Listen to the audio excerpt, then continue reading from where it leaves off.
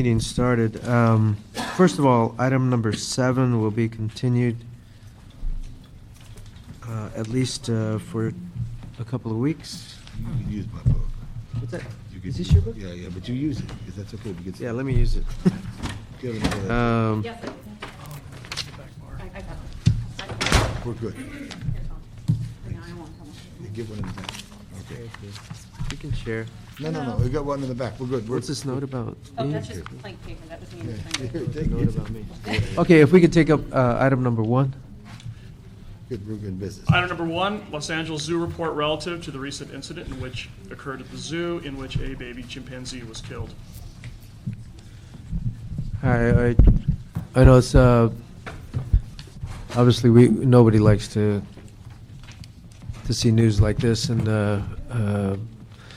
I know it's difficult for the department staff to present, but I think we owe it to the public to make a formal presentation and at least keep the city council informed about what occurred and what we learned from the experience and where we're going from there. So with that, please. Great, thank you. Good morning, Mr. Chair. John Lewis, General Manager of the Los Angeles Zoo, and I have with me today Jenny Becker, who is the Curator of Mammals in charge of the chimpanzee program.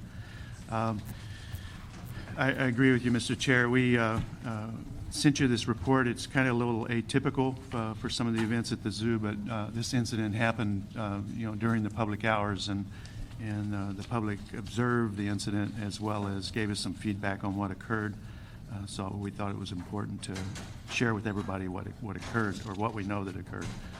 This chimp group has been together for some time, with a couple of exceptions. In fact, during this just prior to this, we were introducing a new female. Is that right, Jenny? To the group. So there's been a lot of things going on in the troop, but this infant was born after 13 years of no chimpanzee births at the zoo. That was actually intentional. Our troop was static, and the males in our troop had been represented throughout the country, so the management group asked us not to breed the chimps. We got a new male in that they wanted to get into the population, and so we started breeding again, and this infant was the result of that breeding. The team went through an extensive series of introductions, starting with a group of females in which the infant was born. The team slowly expanded the number of animals that were introduced to the infant, and things were going great. And literally up to and at the time of the attack, they were going well. We got a lot of feedback from the public concerned about what they thought were ruckuses amongst the chimpanzee troop prior to this, thinking it might have been a precursor to the attack. Chimps are very demonstrative. They're very loud, very active in their interactions with each other, and we see those kind of interactions on a regular basis. They're not all negative interactions, and they can still be loud and fairly active. So we weren't seeing those precursors, anything that was showing aggression.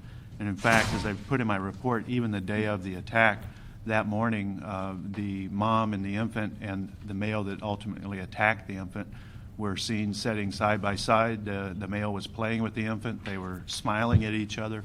I mean, really, there was no sign of aggression. And when it happened instantaneously. He grabbed the infant and ran. We don't know if his intent was to kill it immediately, or if he was displaying to the rest of the troop, or in his display he attacked the infant. We're not sure. So what have we taken out of that? There's a couple of things I think that are important and that we're working on. First of all, the public.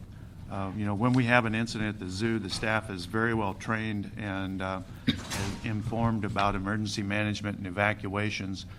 But what we kind of lost in that situation was how to treat the public. They were focused on getting the public out of the way so we could respond to the crisis.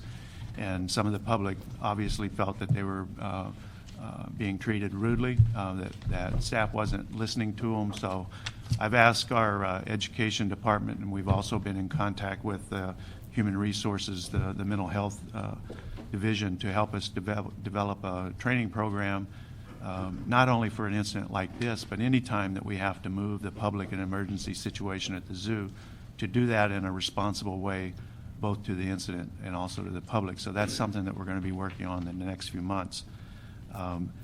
We actually have a new infant that was born, Jenny, how long ago? Excuse me, it's about 2 weeks. So it's about 2 weeks old at this point. It's in with the maternal group, starting out with that group. We're going to take a much longer time period and introduce it, if we do it all, to all the males.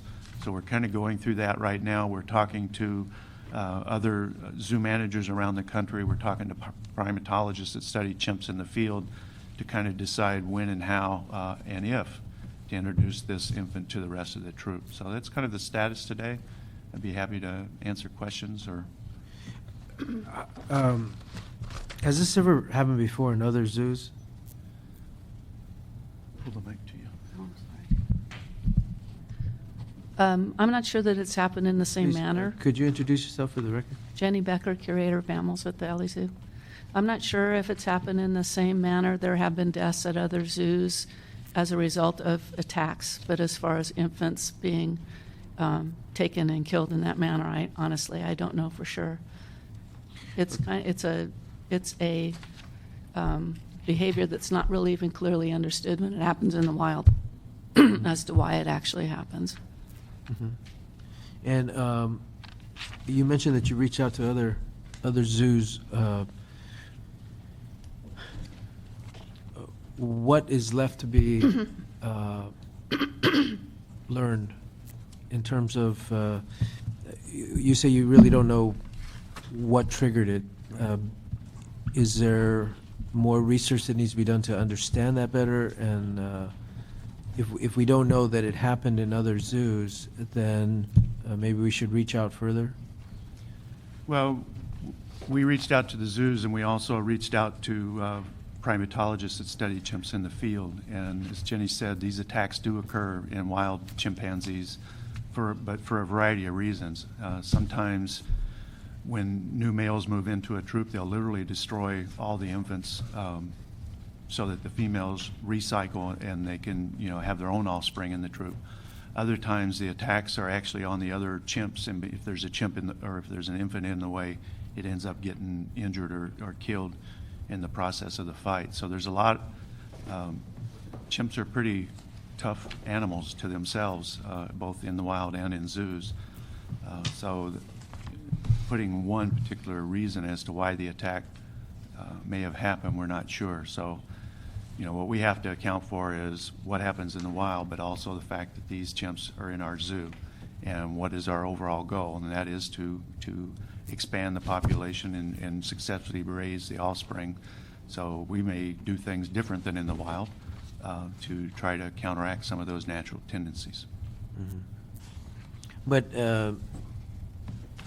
were you going to reach out to other zoos to find out if anything like this had happened before, if they had done research on this kind of behavior, and if there's anything that they would recommend to prevent this kind of thing from occurring? Yeah, and we have the chimpanzees, like a number of animals at the zoo, are managed by a national committee of experts in zoo management of chimpanzees.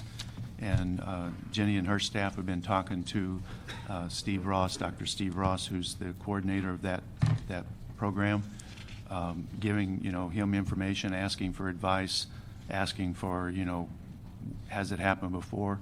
One of the things that's unique about our particular troop is, it's one of the largest troops in the United States, and we're able, because of the facility, to manage them very similar to a wild group, where in the wild you'll have a large troop that periodically small subsets will split off and go on their own and forage for a while, and then they'll come back and reunite. It's kind of referred to as a fission-fusion type of social grouping in the chimpanzees.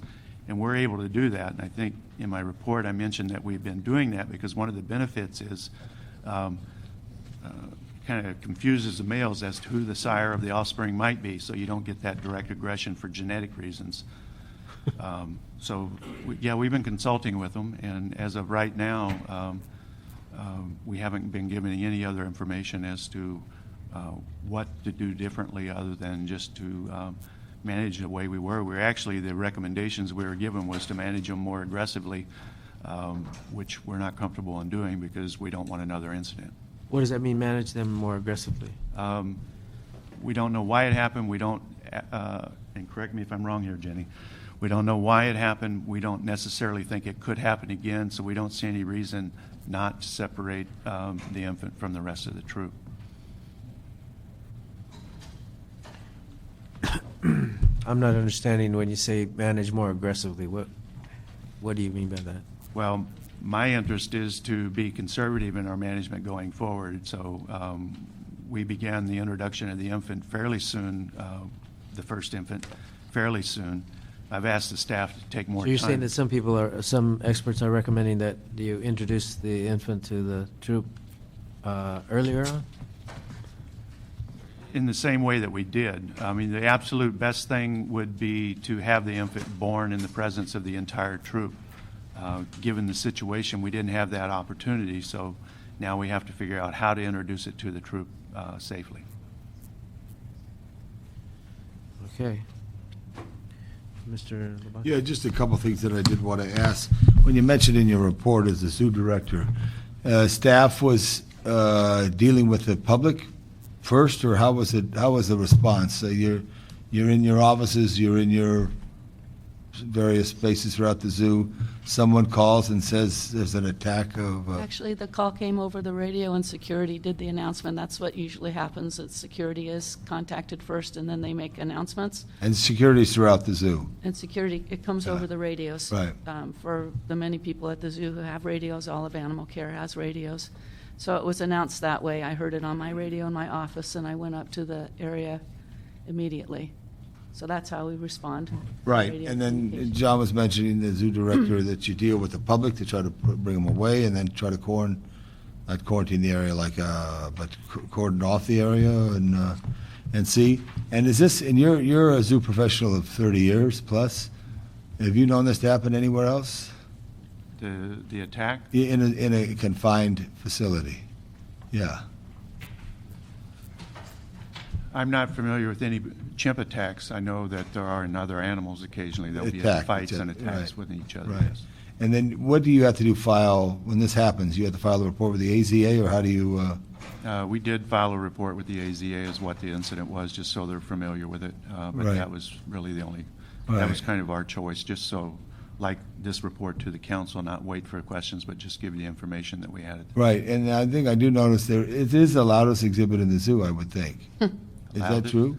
One of the. And then Oftentimes. also, this is the most active, where the chimpanzees do sometimes like to throw things, and we have to, they're naturally like that. So what's the the individual animal that committed the act, where are they in the situation now? They're back in the group. Back in the Quite group. often, even when these incidents happen in the wild, the female who lost the infant will even become closer to that male Uh-huh. and even breed with that male again. Right. So he's back in the group and actually considered the more dominant male in the group, and so it made it even more surprising. Right. All right. Thank you. I'm sorry that this happened, and unusual occurrence that it does happen, as you all are as well. Thank you. Yeah, I'd appreciate if you just keep us informed as you learn other things related to this, and particularly with the new infant that will be introduced. Thank you. Thank you very much. So committee action on that, Mr. Chair, on this item? Continued, or do you want us to go and file? Yeah, we just received a file. Very good. Okay. Yeah, I think so, yeah. Okay, item number 2. Item number 2, continued from March 7, 2012, March 21st, 2012, and May 30th, 2012. Department of Recreation and Parks report response to motion, Alarcon, Englander, Krikorian, Zion, relative to providing an overview of all the city-owned equine areas and the work that has been done to maintain, improve, increase, and promote said areas, reporting on the progress of these policies adopted in 2001 General Plan Conservation Element and details in regard to equine areas in the city, and reporting with recommendations how the city can better promote the city's horse trails and equine areas through online and offline publicity and promotion.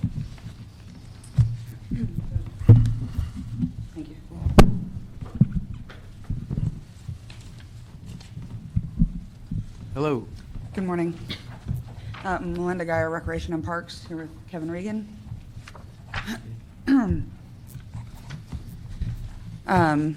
So they're basically into the three parts. The first part being to discuss city-owned equine areas, which under the purview of Recreation and Parks is going to be mostly our regional parks and primarily located in the Valley and Griffith Park, of course. That's where most of our horse trails are located, and there is a routine maintenance program that I think Kevin can discuss for you. Sure. Well, good morning, council members. Kevin Regan, Assistant General Manager with Recreation and Parks. And there's several items you have here on the agenda that are kind of linked, so I think we're going to kind of maybe overlap on a few of the different items. But as you know, Melinda is here to talk a lot about our planning efforts and to try to Recreation and Parks to respond to these various motions. But just to let you know a couple of things that are going on in general. And I know that Councilmember Alarcon has been very involved recently with our citywide equestrian task force. That's an equine committee that has been created by the council, has members appointed by the various council districts, and actually some of them are here today in the audience. Just to let you know that Recreation and Parks has staffed that committee from the very beginning, and we've helped to kind of direct the efforts of the committee, and culminating in a meeting, a special meeting that Councilmember Alarcon held actually out in the Northeast San Fernando Valley at Lakeview Terrace Rec Center, which was very successful, a lot of outreach to the equestrian community. So that's some of the stuff going on with the Rec and Parks. Just to let you know, there's kind of a misconception, I think, in the city family that all equestrian trails in the city are on Recreation and Parks land, or either or the responsibility of Recreation and Parks. And actually, there's several city agencies that are responsible for equestrian trails. Recreation and Parks probably has the most amount of trails and is responsible for most of the maintenance and care and development of trails. However, Street Services also helps out and is involved in some of the trails and trail crossings. Department of Transportation has responsibility for like the traffic control and safety at the actual crossings where trails cross over streets, et cetera. And there's a lot of privately owned trails that kind of run parallel or even connect to public-owned trails. So the trail system in the city of Los Angeles, while it is big, is not necessarily all connected and is not always on public land. So just to kind of let you know that. Recreation and Parks, as you also know, council members, has been hit very hard in our maintenance program in terms of budget reductions. So in terms of routine maintenance on bridle trails, we do very routine maintenance. There used to be a day in Rec and Parks where we had much more intense effort on the trails with grooming and machinery and regrading and things like that. But for the most part, today in Recreation and Parks, we have our maintenance staff out removing safety hazards, looking for potholes, cleaning debris, picking up litter, and trimming back bushes that might be, sticking out into the trail. But other than that, we're not really able today to do a lot more than that. So we also look at volunteer efforts. We look at joining with the community. Just as an example, we got an email yesterday from members of the Citywide Equine Advisory Committee that there was interestingly enough, there was some nails coming up out of the sand out at an area in Hanson Dam. And just like these nails have probably been there for many, many years, and they just started moving to the surface naturally. I don't know how they got there, probably way back when. But that went out as kind of an alert. So you have folks in the community who actually were out riding and saw this hazard, notifying Recreation and Parks, and now we're mobilizing not only city forces, but working with hopefully some volunteers to get out there and clean up this particular hazard. So that's kind of how we address a lot of the different issues today in maintenance. I think Melinda has a lot of very specific planning type of information for you, and then maybe some ideas about how we can move forward in the long run with connecting some of these trails.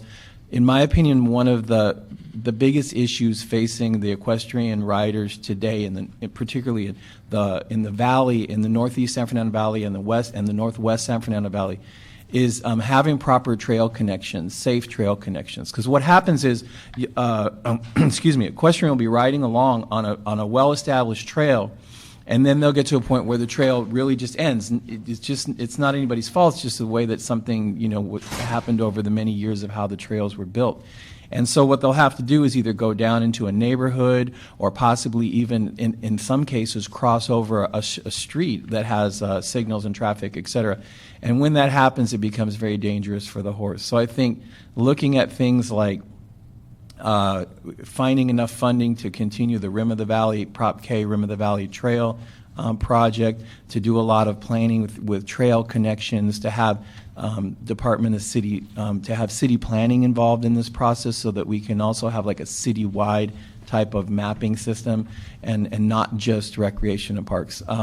I just wanted to, I hope that wasn't too much. I just wanted to give you a little overview of kind of Rec and Parks is very involved in trails and very involved in maintenance, and we do a lot with the community, and we do a lot with planning of trails, but we're not the only agency, and I was just trying to maybe give you some overview on that.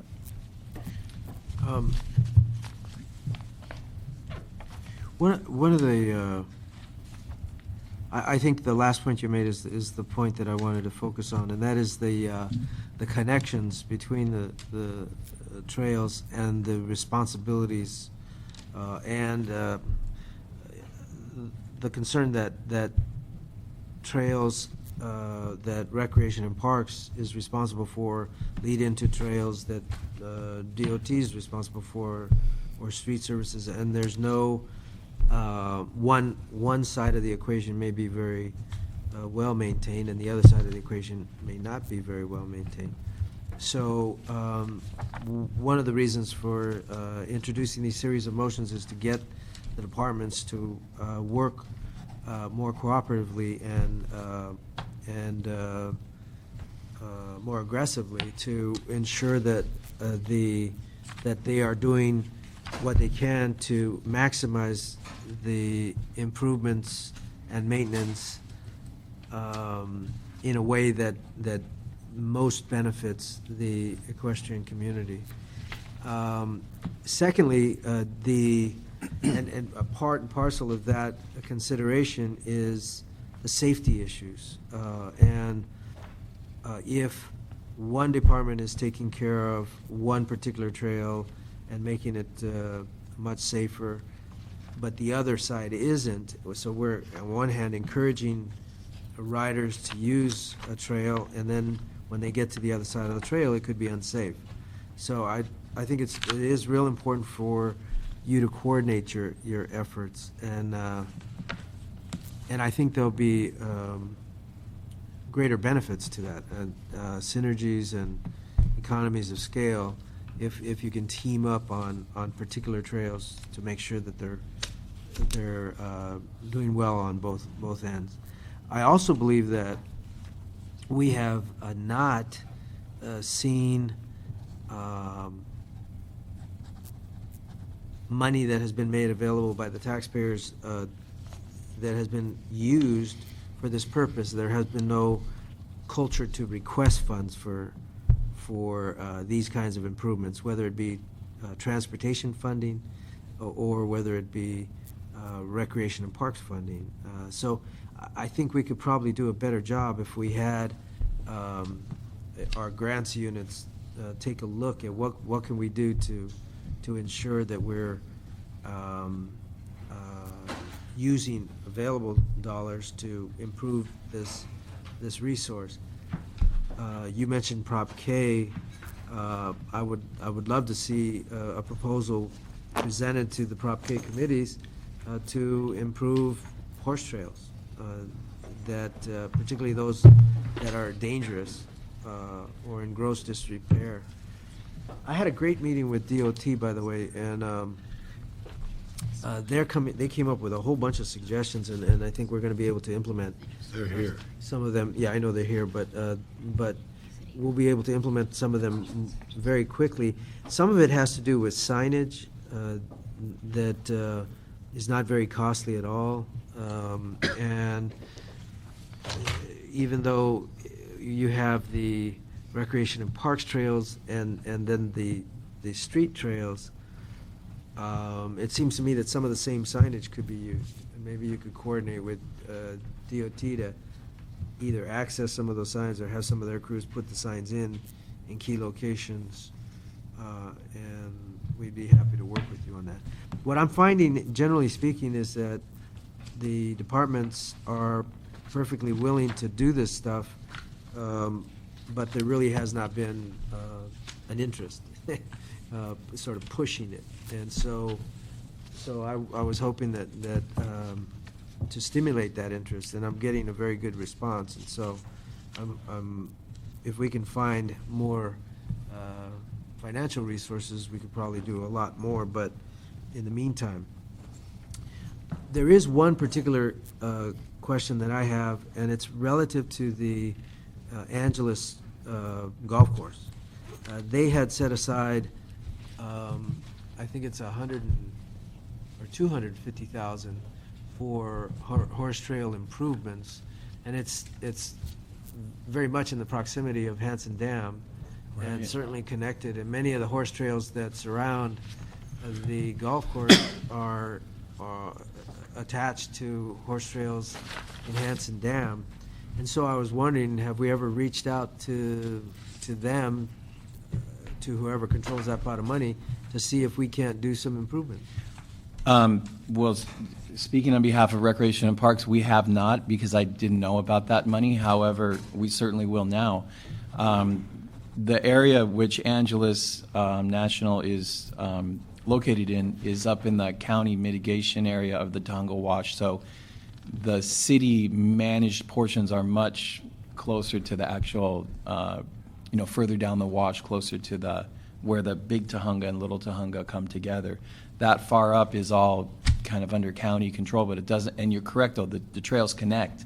And that kind of shows an example of how the connections are not always on the same, ownership or jurisdiction. However, that's a great idea, and since the trails connect, maybe they'd be willing to help us with some trail maintenance or restoration down in Hanson Dam, which is needed, by the way. So. Yeah, so I think it's something that needs to be looked at. Also, absolutely. I set aside $100,000 in Lopez Canyon money for trail improvements. It may or may not be appropriate, and certain parts of Hanson Dam certainly are connected to that region that is a benefactor of that money. And then there was a contribution offered by an equestrian stable. It came out of owner. your meeting, actually. Yeah, $50,000. Yeah, and so that's 150. That's $400,000 that's available for horse trail improvements, just in that one area. And so I think it's very important for Recreation and Parks to figure out, and we'll be happy to work with you to figure out how we can use that money to improve those horse trails, particularly in that area. Right. I absolutely agree, Councilman. And just to take it one step further, as I'm the chair of the Citywide Equestrian Advisory Committee. Of course, Dale Gibson is the president. So I kind of just advise the committee as city staff. But between a chair and a president. I'm not sure. Am I the chair, Dale? That's what I think You're the king, Kevin. I think it's I'm the sorry? hat. King. I think it's the hat. I'm the advisor. I don't really wear a cowboy hat, but anyway. But I have my history is I always have been put on equestrian issues for the department. I'm not sure how that always happens, but the point I was going to make is that I'm trying to take these types of issues to that committee and have them come back with advice for us rather than just the departments making these decisions. You've been very helpful in that effort, and I really appreciate it. One thing that would depends on what the decisions are. I Right. mean, if it's something that's simple, we don't need to. Yeah, we don't absolutely. need to consult. Just get it done. So some of the signage, public safety issues, we can just go ahead and do it. Some of the more elaborate projects or prioritizing which areas should get funded, those issues we might want to take some time on. But in terms of some of these issues, I think we can move very quickly on it. I totally agree. I guess the point I was trying to make is that you in particular, Councilman, have created a lot of momentum in this area. And so what I'm trying to say is this is probably a time for the city departments to come together and look at a citywide type of master plan. So if you're an equestrian and you happen to trailer your horses over to Griffith Park, you'll see the same type of sign or warning signs or whatever that you might see in the North San Fernando Valley, so that we can start having kind of a cohesiveness to the trail system. And I think that's what your motion really is kind of asking us to do. What I'm saying is that, and I think what I said with my kind of long speech in the beginning, is that Rec and Parks can't do it alone, and that one of the things that would be very helpful to us is for other city departments to regularly attend the Citywide Equestrian Advisory Committee meetings. And these folks are very motivated. They've been meeting now for over 2 years, and they come routinely, to all their meetings. They show up and make a big difference. So I'm just saying, we just can't do it alone, is what I'm saying. I mean, of course, the monies you pointed out at Hanson Dam, there's some real quick things we can do with that, and we will. But I think we're talking about a long-term kind of future type of plan for equestrian issues in LA. By the way, I do want to point out that you do make note of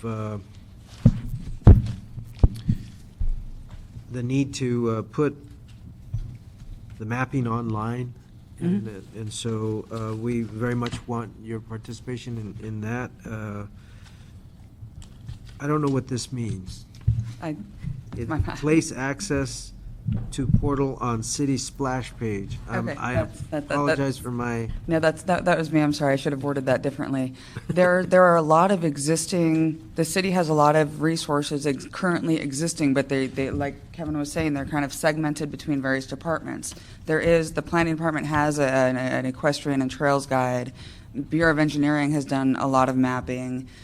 We have some resources. And so the third part of the motion was, how do we promote equestrian uses throughout the city? And so the idea was, we have all this information that is in fact currently available that is already existing, but it's, so just to consolidate it and to say, click on this one link and you'll get access to all of these maps that the city's already invested in, to put them all in one place. And that's something I think maybe we can coordinate with ITA on, in terms of, so if you go to the city's website, there might be a link that says equestrian uses. You click on that one link and you get access to all the existing maps, as opposed to reinventing the wheel. Just pull it together. Actually, we should be able to come up with something that covers all kinds of things. You've listed some of them: stables, staging areas, nonprofit agencies, nonprofit riding. For example, building and safety codes. How do you build a stable? How do you build a corral? How do you build a barn? Right. We don't have these in one easily accessible place. I'm not even sure. That's the point that I think that we're trying to make, and that is, if the various departments work together to say the kinds of information that they have that could be useful, particularly with the advice from the Equine Advisory Committee, like what would be useful, and then consolidate Equine Advisory Committee put together, couldn't the Equine Advisory Committee do a web page that building and safety planning, DOT, and recreation and parks feeds into? And that's kind of our recommendation. The committee probably should have its own webpage. They really don't, there's no resources to really do that, and it would take probably ITA to help them to do that. Today, what happens is that Recreation Parks has made a link. You tell me you can't find a cowboy who couldn't put that together? Well, there probably is one somewhere. Room. I guess what I'm really saying is that I'm not aware of all of the city's rules regarding official committees like this having a webpage. I just don't know. That would be really like an ITA question. I'm not trying to pass the buck. I'm saying, yes, they need a webpage. They should have one, and today all they have really is a link that we've made on Rec and Parks. I don't think it's that complicated to do a webpage. You're making it. I'm not trying to. You can eat like this or you can eat like this, and you seem to want to eat around the ear. Let's just go direct. There are so many people, little kids are putting together websites. It seems to me that we could just figure out. The question I would have, Richard, if we have a website that's the official city website, and then there's an accident, and then they go to this guy over here at the city attorney's office and says, okay, on the official website it said this trail is a good trail and good to ride on. But maybe it is, maybe it isn't. This is, I think, what I hear from Kevin. Right. He wants to be cautious. There's a map maker here, there's DOT here, and also I think Ed Reyes has come up with the greatest formula in his great devotion to the LA River, which has pulled people together in such a way. Maybe, Ed, you could add on it. I also want to say this, too. I'm sure Adam Schiff, the congressman, and the state representatives would like to collectively do something, but it all comes back to who's riding the horse, and that's the key. Can your department ride the horse? You got many hats, Kevin. I understand that, but that's what takes the driving place. And the one other point I want to make, both to Mr. Reyes, I know he would know this very well, Richard too. The K district is an important zoning code, and the K district is losing its space somewhere. That's the zoning code that allows horses to live in neighborhoods. I'm just thinking that our liability is far greater if we have different departments saying, like one says this is a good trail, but then when they go on to Rec and Parks land, it falls apart. And so it seems to me that if everybody's contributing to one website, first of all, it's probably easier to manage. Secondly, I don't know that we have to go through the whole bureaucracy of trying to, it's like let them do it, But it just seems like something. It's a great project for the Equestrian Advisory Committee, and if it's an issue of funding, then let's figure out what we need. And I just don't think putting together a website, at least a skeleton of a website, is all that difficult, and we can get it done and just get the departments to feed into it with existing information. Yeah, Councilman, I totally agree with what you're saying, and I actually, as I've stated earlier, I really believe this committee needs its own website. The only thing I was trying to say in terms of caution was that because this is an official advisory board that has been created through council action, they represent the city in everything they do. So I was only cautioning that perhaps ITA should tell us how that website should be constructed and monitored. No, ITA should certainly be involved. It's not, I don't, No, I don't have a problem I with pick that. up litter on horse trails. I don't know about websites. ITA may come to us and say, you should contract it out. I mean, I don't know what they're going to say. But I don't know either. But that's... But in the meantime, just to let's let set you know, that we as a- have let's- given them a link yeah. on the Rec and Parks website by which we post all of their agendas and minutes and letters. Like they do a lot of So maybe we just build on planning your actions, website. write There you letters. go. We could possibly link it to ours. Mr. Chair, that's what I was going to suggest. If there are, to minimize recreating the wheel, we just create a link. Well, we already did that. So So you already Maybe did we that. just expand The what's- departments to what's plug in into there. that. sure. Okay. Well, anyway, why don't we continue this and have you think about that a little bit? Sure. We'll come back maybe 30 This has a days. question, Representative from Cardiff, if you could go to the front table, please, and share with the clerk your maps. Because of budgets, Rec and Parks had a map of Griffith Park that was Xeroxed on a piece of paper, and it was crooked.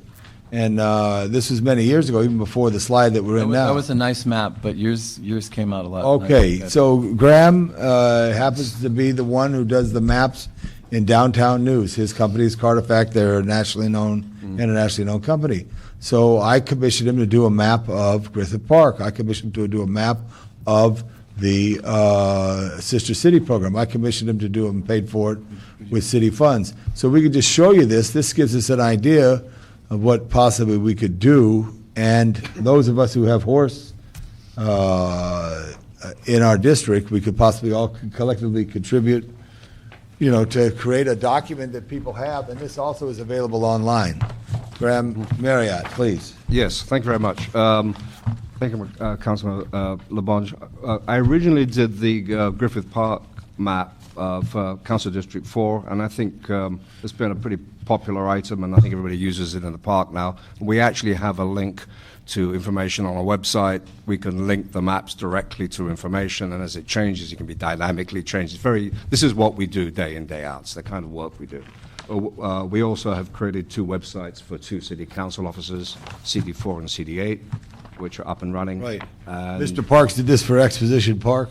Yes, exactly. We jointly did one for the Olympic Games. Right, right. So at that time, with the, I think it was about 3 or 4 years ago, I created a map for CD8 that shows all the facilities in Exposition Park. And Councilmember Reyes, you and I had chatted about doing a map for Elysian Park. Obviously, there are budget constraints. We never actually went down that road. The idea was that we would do some really beautiful maps for outreach to the community, for the public, that would be a series of regional park maps. And so we got through 2 of them, and the idea was that we wanted to do Hanson Dam. And Well, don't give up yet, okay. I shouldn't give up, is that right? So we're happy to participate in the process. We're going to do some beautiful mapping for the equestrian trails in various parks throughout the city. And we have the facilities to do it, and we've worked with the city, obviously, on a number of these before. So happy to participate in the process. Cool. Okay, so we'll just continue to move on these items as in this case, let's continue the discussion. So I'll continue the item, and we'll continue to explore resources. I'd like to meet with Recreation and Parks to hone in on what kinds of things we can do. We don't have to come to committee all the time, but number one, let's find out about the golf course horse trail money. Secondly, let's talk about. I'd be happy to talk about mapping, and then the website and the link that you have. See what we might come up with.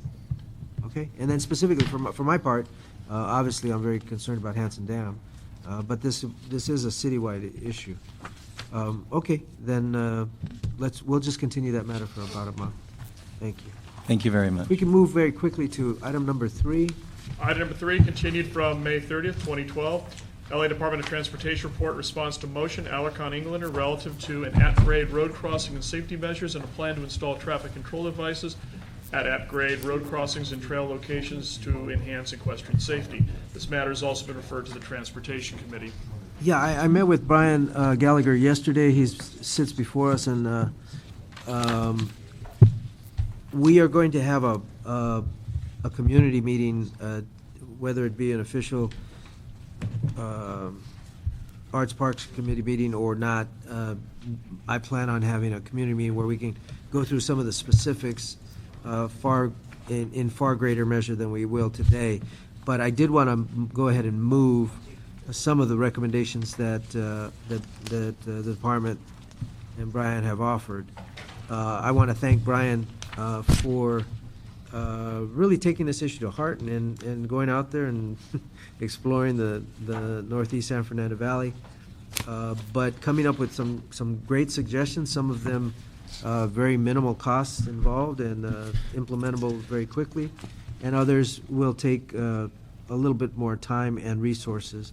And given that we have some resources available now, the same thing applies. DOT needs to take a look at the 3 separate pots of horse trail money that has been made available and whether or not we can use that to do some of the improvement.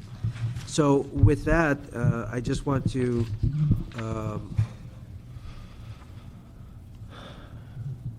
approve 2. Mr. Chair, before you do that, I just have one question. Sure. When we look at the instruction, you look how we're instructing the Department of City Planning, are you looking to assess land use patterns, or how are you focused on bringing that together? Hi, my name is Brian Gallagher. I'm a senior transportation engineer with the Department of Transportation.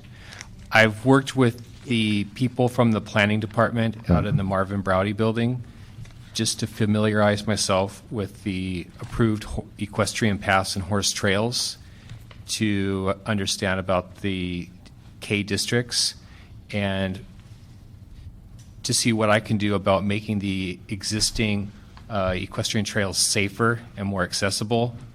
There's nothing that DOT can do about enforcing the development of these trails or making people build the trails, but our role at DOT is on safety and accessibility. Okay, so you're trying to evaluate existing land use patterns to see how you can enhance public safety. When I look at it, it doesn't really matter that much what the land use patterns are. Okay. I just look at it and say, are there horses there? what can I do to make it safer? DOT is not deciding where the trails go or what types of land use patterns require trails. We just look at the existence of the trails. Okay, that's, I just need clarity as to how the planning department is coming together with Yeah, this. these Yep. motions are not particularly related to land use. There's more public safety issues. Yes. And the item number 3 specifically is related to crossings and other transportation issues. Wasn't clear on the motion. We are finding, you know, as somebody mentioned, and I forget who it was, but I think it was you, Brian. Somebody had mentioned that when we talked about adding the 10% for pedestrian and bicycle access, we didn't make any mention of horse trails. So what happens in some cases is we will improve a bicycle trail, but it might be aligned right next to a horse trail, which is not a good mix. And so if we're, you know, we want to move forward on all of those categories, but we sometimes ignore the horse trails issue, and in doing so, we put sometimes create situations that could lead to public safety problems, both for cars, for bicycles, and for the equestrian community as well. And we have had those accidents, so we're trying to minimize those accidents. But Brian, you have made many recommendations, and I want to thank you for that. These are not extremely costly. On the costly issues, we will drill down to figure out what we can do and what we can't do. On some of the issues, the signage issues that you say the department can absorb very quickly, I want you to move forward full speed ahead. So actually, I want to approve the recommendations made by LADOT, and really what I'm trying to do, committee members, is to catch us up to speed on what's going on in the equestrian community to date. There's a lot of issues that we have ignored. Some of them are land use issues. I've introduced other motions related to land use issues. Some of them are building and safety issues, but this is a vibrant economy in our community, and it creates thousands of jobs, and I think the economic impact is over $1 billion. So if we can enhance it, I think it's a good thing. Plus, I think just preserving the nature of horse equestrian industry in our community is a cool aspect. I'm going to share this with Mr. Reyes in public, but I was reading a book on the history of Southern Tahunga because I've now I have that area in my district now, and I was shocked to find out that it was the base for Tiburcio Vasquez, who you probably know, who he is. Three-Finger Jack. He hung out with Three-Finger Jack, but he was actually one of his base camps was in the Southern Tahunga area. And of course, we've heard of Vasquez Rocks, we've heard of the Vasquez Trail, but that emerged from some of his protesting actions, to be polite, and so I think we have a tremendous history, not to mention the movie industry that has used where many of the equestrian features in movies have to do with areas of Los Angeles. So anyway, at this point, we do intend to have a broader community meeting where we cover more of the issues, hopefully drill down, identify some funding streams, and commit to doing certain projects. But for now, I just want to approve your recommendations and direct you to move forward with the signage issues that you've identified, and we'll continue to consult with you. And I want to thank you for your presentation.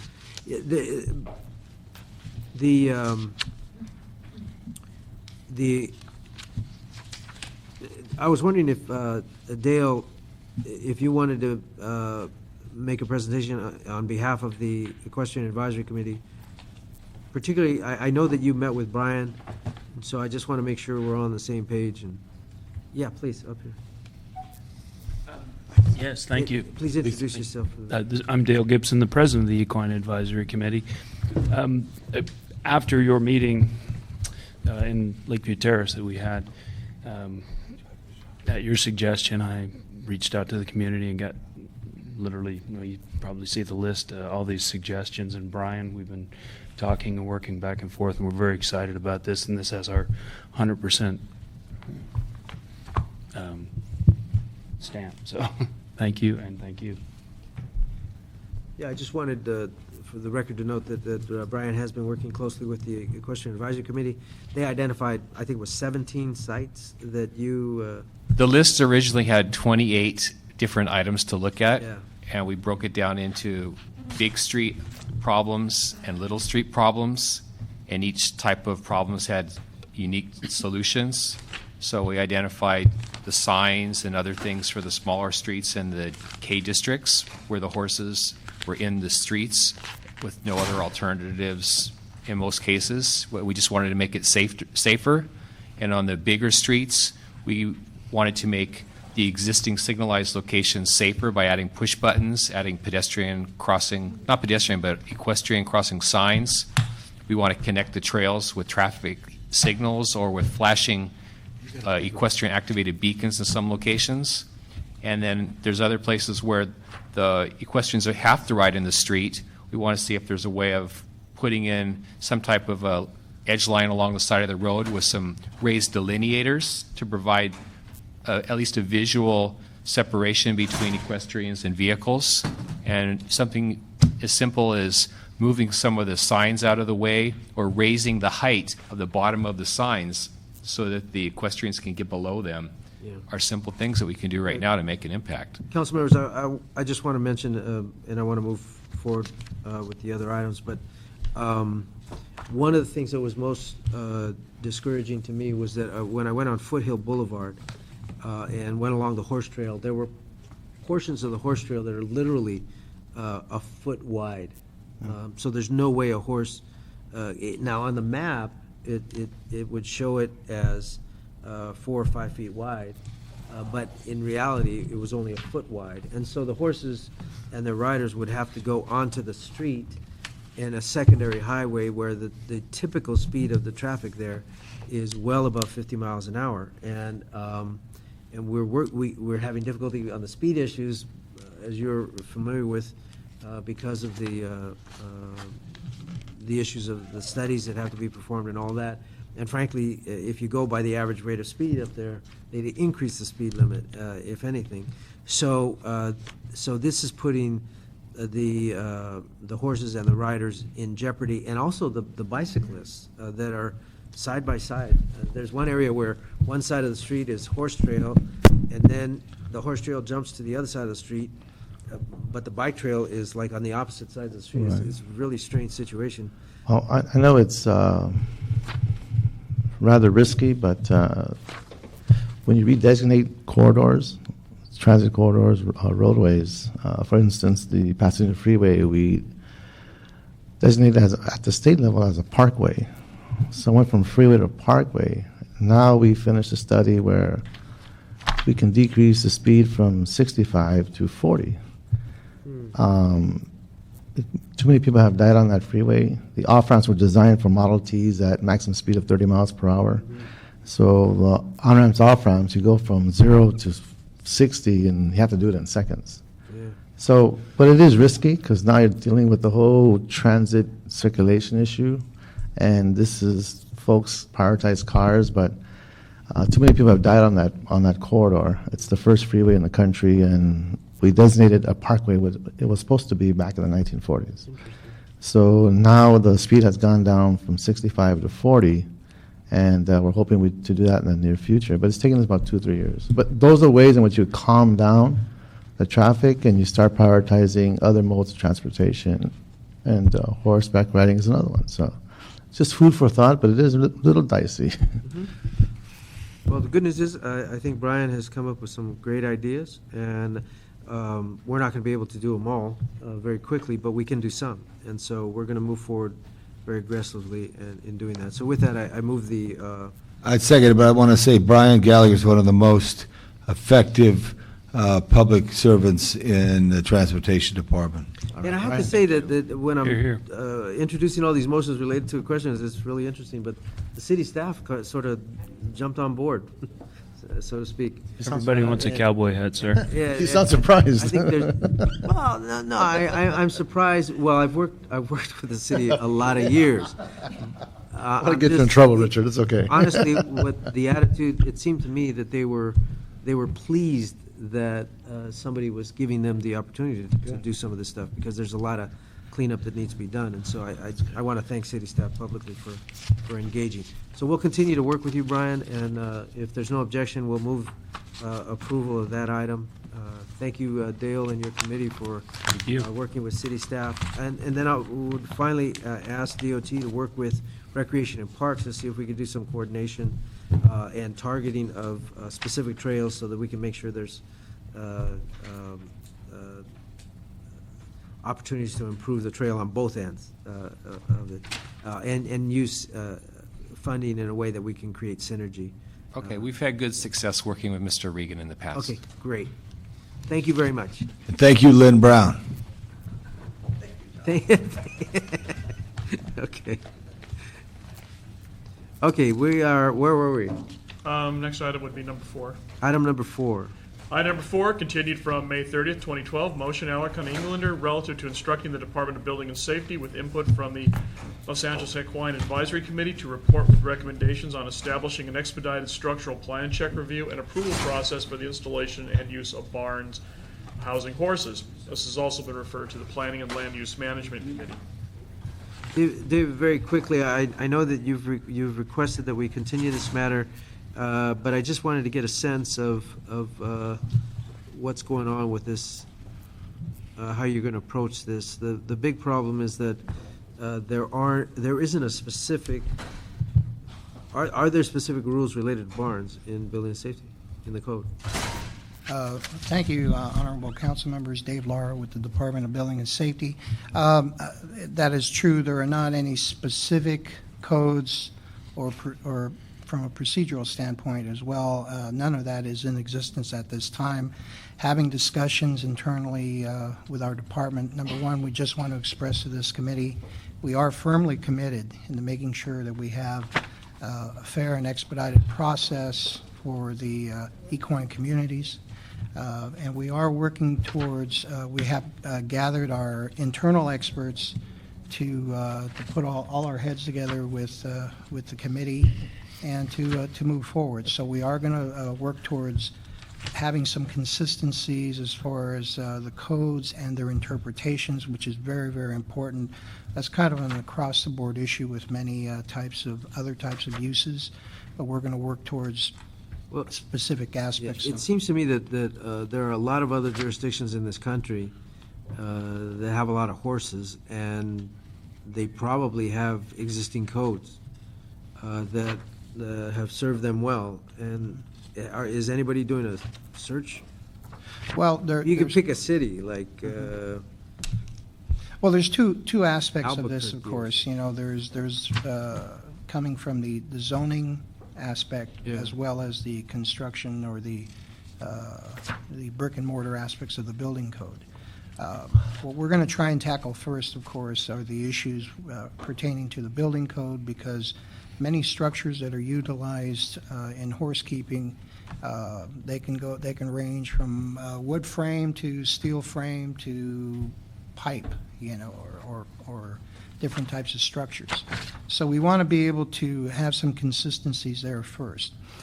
One of our other experts that we're bringing to the table is well-versed in the zoning aspects and some of the consistencies relative to inspection, because many times when there is a, for example, if we receive a complaint about a horse keeping structure that may be too close to a residential type use, you know, we always have those types of enforcement difficulties. So we're going to try and narrow it down to how we deal with the enforcement, not just for the would-be violator, but also the neighbors and the folks that are most impacted.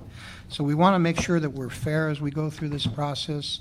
We are going to be asking, and I don't see them here today, but the planning department to take an integral role in dealing with the zoning issues, so that way when any individuals who have horse keeping come to our counters, we have staff that at least will have some expertise there well ahead of the curve at the counter, so that way somebody comes up forward. I don't know that we need to solve the entire problem. And let me I appreciate the holistic approach. What it seems to me that the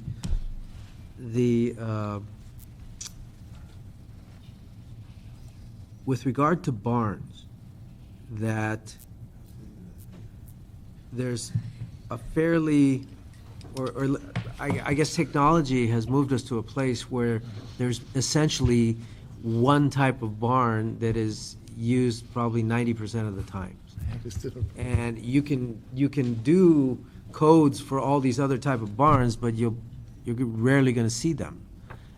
This is essentially the industry standard nationally, and it seems to me we should be able to come up with a code to deal specifically with that type of barn. I understand it's essentially 4 poles with iron rails that are inserted, sort of like log cabin, and it's very simple. And I've had many complaints of people who've said that it's taken them years to get approval on a barn that is nationally recognized as the standard. And we have no code to deal with that.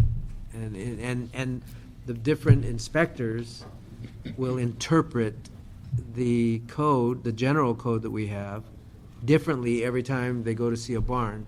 And sometimes the same barn will get different interpretations from 3 different inspectors because it takes so long to get these things approved.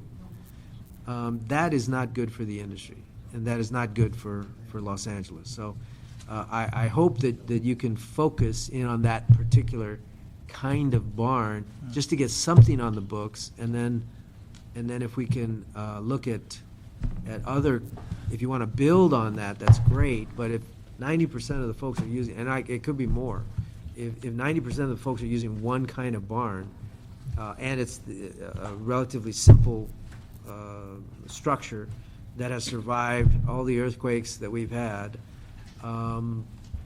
it seems to me we could come up with it without getting into all the other issues. The zoning issues are a little different. I'm talking about building the structure. And our inspectors we need to get them all on the same page, because they're all looking at different sections to interpret the code to apply to barns. And there's also this underlying culture that if you're building something with 4 beams, somebody's probably going to live in it. And if it's a horse property and there's horses, not likely people will live in it. And if they do, we need to enforce that differently. But we shouldn't impose industrial, like factory standards on something that's going to be a barn, particularly if it's just going to be like a hay barn. And I've heard complaints. I'm learning all this stuff, but I've heard complaints about somebody just wants to build a hay barn, and it's taking years just to build a hay barn, and they're building it to factory standards. I mean, like if they were going to build a factory or something. I think we need to focus on those issues in particular, and I think we'll wipe out a bunch of the problems without looking at the whole issue. We spend just as much time coming up with something that's going to impact 1% of the people as we do something that's going to impact 99% of the people. Let's just save time and focus on the 99%. No, I grew it to 99%, didn't I? Yeah, did you have? It sounded somewhat familiar there. But, David, is there a way to have one model, a standard that is a base model that can create consensus quicker so that you don't have all this stuff stretching out? Lisa? Well, what we are considering, and thank you very much for the insight and direction on that, Councilmember. What we're considering is working closer with the industries. And again, this is an industry like many other industries where there's competition. So we want to make sure that those standards are consistent. And we want to make sure that they meet, those current codes that are necessary. And I understood totally what you were saying, Councilmember, about the use relative to the construction of it.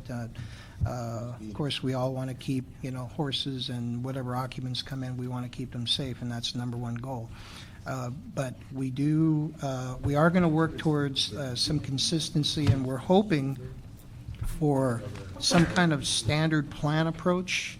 For example, if a homeowner wants to, let's say, build a structure from scratch and use it either as a barn or a hay barn or whatever the case may be, much like when we have standardized plans for patio covers, different things such as that. We want to kind of move in that direction. That way, if somebody comes to our counter or if they go to our website, they see a plan there that's standardized, tells you exactly what type of wood frame members is required, earthquake safety, anchorage, and so on. So we want to make sure that's there. The second thing we want to make sure of is that relative to the prefabricated type models, we want to make sure that the industry understands what the basic guidelines are. And I fully heard what you said about the inconsistencies that sometimes our inspectors have. And that's a different thing that we're working on. We're working at more of a universal approach there. But having said that, with these interpretations with horse barns or any other accessory structures such as those, we want to make sure that we have something that the inspectors are not only trained on, but they know that there's consistency that is mandated. And I've been assured, I'm assuring you through our general manager, Bud Overham, that will happen. That we do want to make sure there are consistencies, that the inspectors are not taking one interpretation and using it, way over here as opposed to another interpretation using over here. So we are going to work towards that. Did you want to make a comment on? Dale? Sure. They're actually scheduled meetings there. Sit up here. Mr. Lard came to one of our Equine advisory meetings, and I guess there's been a problem getting you together with the committee, a coordinating issue that's been over the last couple of months. Some of our suggestions were right along with what you're saying. These kit barns are so standardized. So the meeting Mr. Lara came to, I actually called a couple of manufacturers, and one came right away, drove out from Riverside, and showed the specs.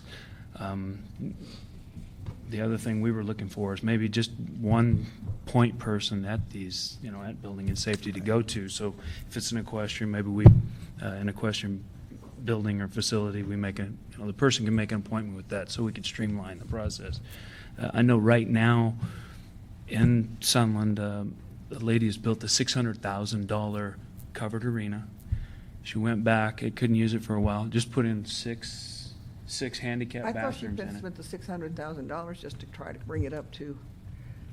This is a woman that has taken over a rundown property and is bringing it up to speed. To code. Yeah, to code. And she built a covered arena, which is a huge an asset and an attraction for her business, and was then stuck with the fact that through to some zoning things, she had to put in 6 handicap bathrooms and 6 handicap parking spaces to the tune of about $600,000, what it cost for a covered arena. It's not a dwelling.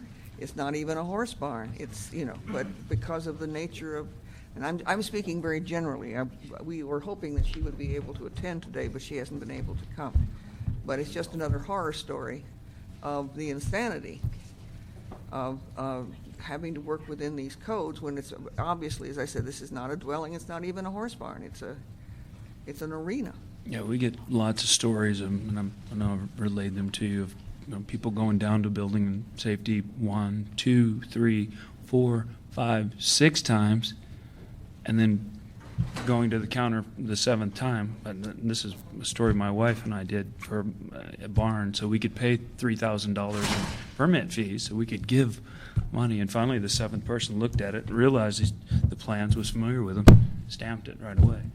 So, again, we're all about streamlining the process as much as we can. Yeah.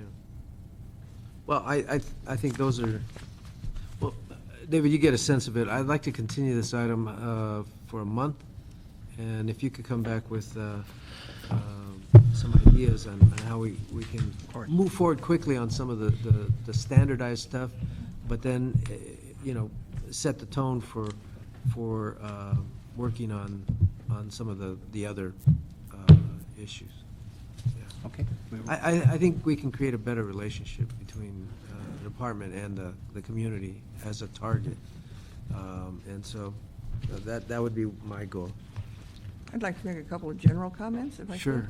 I would just like to thank Kevin Regan for his help and guidance, both to the Equine Advisory Committee and also to the public, in his help to implement your motions. We are very grateful to your motions, and we're grateful to Kevin for his guidance.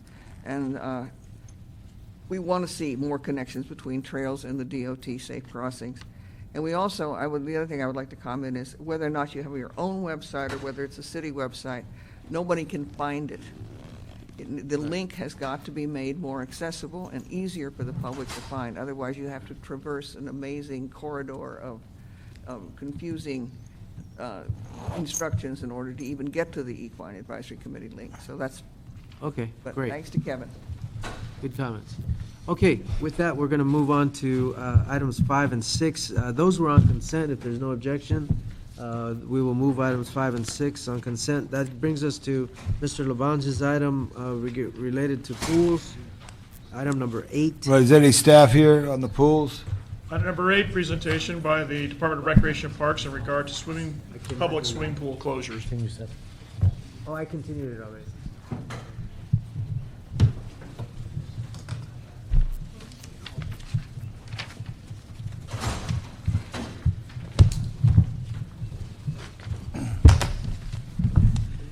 Good morning, committee members. Regina Adams, Executive Officer, Recreation and Parks, and along with me I have Kevin Regan, our Assistant General Manager over Operations, which includes our aquatics, as well as Mike Scholl, who handles our planning, construction, and maintenance. For this item, we know that we have concerns that our pools for the summer season, are scheduled to close as of this coming Monday, August 13th. What happened with that was we had changed the schedule for our pools for several reasons. One, traditionally our pools have been open in the summer and it's been tied to the schedule of LA Unified. And LA Unified kids are starting back to school next week. The other thing is for us, we've had issues with resources. We've lost a lot of staff over these past few years, and we haven't been able to backfill. And part of the issue with that, along with our aquatic staff, is also our maintenance staff. Right now, we have 8 positions and 8 field positions that are basically responsible for maintaining our pools, which I'm sure you're aware, many of our pools are very old, and it requires a lot of work to try to keep them going. So the staff that we have on the maintenance side are not only responsible for trying to keep those pools open, but also, along with that, they also maintain all of the various pumps that we have at other facilities throughout the city. And those staff are also subject to 26 furloughs, which is very difficult for us to try to maintain, having them meet the requirements for their furlough, as well as to try to do the work that we have. We also have attendance issues. As you know, when the kids return in the summer, the majority of people who are at our pools are children. And of course, when they return to school, the attendance drastically drops off. We also have issues with our lifeguards because a lot of our lifeguards that we hire in the summer. I got all that, but here's the situation. First question, Mr. Eloquent, if I could ask. Did in the budget process, anyone from Recreation and Parks inform the council that on the 14th of August, you're going to close the pools in the budget process? No, we did not say that in the budget. Okay. The next question. Have you collaborated with Los Angeles Unified School District with this drastic change in moving up the schedule at all, or how are we reacting to it? I mean, this really hurts me because kids are not going to be able to have an experience, and it's warm in Los Angeles through October. What I would like to ask, and maybe a special motion in council and have the department come to council tomorrow and try to find money to keep pools open on weekends that would allow families to swim. Not everyone has a pool, especially in the metropolitan area and inner city. Hollywood Pool, right down from the police station and fire station, always busy. Griffith Park Pool, always busy. North Hollywood Pool, always busy. Glassell Park? Glassell Park. So this is what we need to do, because I don't want to see us close the pools. Actually, committee members, it's not necessary for you to bring us back to council, because what we're working on right now is to try to keep the pools open through Labor Day. Now, what happens beyond that, that's what we're trying to figure out. Well, could you close pools if there's nobody in? And I did see your general manager over the weekend in the city, and I talked to him briefly. And he said, Tom, often when we do this, there's nothing during the week. Can you close pools on Monday and Tuesday or Wednesday and have them open on the weekend? We can do that, but what we're looking at right now is to try to see if, starting this Monday, if we can have the pools open Monday through Friday from 3 p.m. to 7 p.m., and then also on Saturday and Sunday from 1 p.m. to 5 p.m. through Labor Day. Okay, why don't we try to go? That's all 50 pools. Yeah, all of them that we can try. Yeah, because I didn't understand the connection to LAUSD, because there are hundreds of private schools and charter schools that are not on that schedule. And I was already getting complaints from community members who were saying, well, my kid's not on August 12th schedule, so I'm glad to hear. So is that you said you're working on it, and it's like next week. So no, is that that's exactly what it's absolutely we're going to aware. happen, or we're not shutting That's down? what the pool? we're trying to figure out right now, how we can keep the resources. We're looking at how many No, lifeguards right now, I'm we just can asking retain. a very specific question, because it's very important for the public to know. Will the pools be open next week? We are trying to make that commitment, yes. Okay, what is that trying to make it? How do we get Well, there? I think that what we're saying is we'll do everything we can to make it happen. There's a number of things that are outside of our control. What can the council do to help you make that happen? I mean, what? One of the issues, as we have stated, is for our maintenance staff, their furloughs and so forth. And so we don't have the ability to try to change what they're required to do. And we're trying to see how we can work that out right now. Okay, I'm trying to understand, when you say you're trying to make it happen, I'm trying to understand what that means. We have, right now, what we've been doing is we've had these employees working, and they've been working nonstop as far as to keep our pools going. And some of them, a couple of our employees have worked like 30 days straight with no day off. And so we're trying to figure out what we can do to try to keep the balance, because of course they're tired and they're stressed. And so and they all were also thinking that once the pools closed on August 13th, that then they would go back to the other things, that their assignments and everything. Because remember, keeping all these pools open during the summer is an additional workload for them. So that's what we're trying to figure out, which we're trying to see, how can we keep them going at least till Labor Day, knowing that this is now a change in what our original plans were. So when we look at this, and I truly am grateful for the fact that there was that type of sacrifice occurring, given the effort to keep them open. But between now and Labor Day, I think it would behoove us as a committee to address perhaps budget and finance, to address some of the other possibilities to help you keep them open. Glassell Park Pool, thank you, Mr. Regan, for being there, but we had a very lively group there, and they're still organizing, and they're coming up with ways to bring money to the table. But I'm learning our policies don't allow certain relationships monetarily, because of accountability, because of transparency, because of all the other things that it means to maintain those kinds of funnels of money from the outside. So from a policy point of view, how do we change that environment so you can take on more resources? Our intention is to work with the affected council office for those 3 pools, which I know Glassell is one of them, and Hubert Humphrey and so forth. We've been having discussions with your offices as far as to keep those pools, or whether we're going to be able to keep those pools open beyond Labor Day and put them back on the year-round schedule. So that we will continue to work with your offices on for this next week. But right now, we're trying to keep the pools open through Labor Day. September That's our 3rd is hope. Labor Day, which is too soon. They got to be beyond Labor Day.